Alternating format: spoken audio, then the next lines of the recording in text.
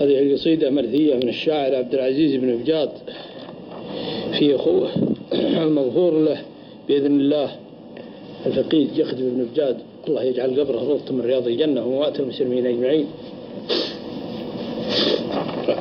خلوني أبكي وانثر الدمع تكون، أبكي على جخدب ولا نيم ملام، أبكي شجاع للظفر دوم مخزون، أبكي شجاع للمعادين للطام، له صهلة من هالرياجيل يرخون،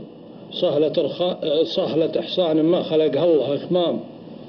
ما هو من اللي هالملاقاي يصدون،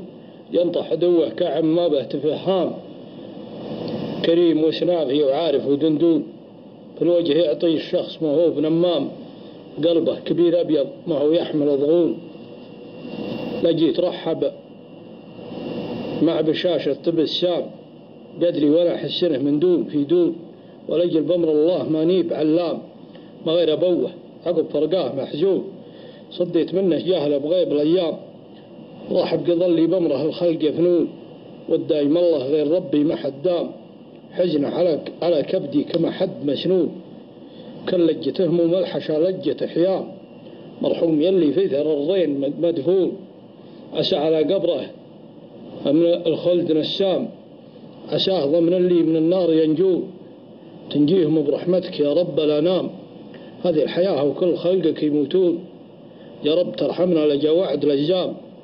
يا رب ترحمنا لجا وعد جزام، قلته وانا لله شاكر وممنون، باقي اخواني كلهم درع وحجام، وهم الذخر وهم الفخر جعل يبقون، عيال ابوي اللي ما اخذهم بقمقام، ما ياخذ الا بنت ناس يعدون، ما ينخدع في زين زاهي تل الوشام،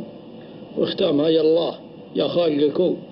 يا رب جعل قبره برد وسلام امين. اللهم اني اسالك ان تجعل قبره روضة من رياض الجنه وماتنا ومات المسلمين.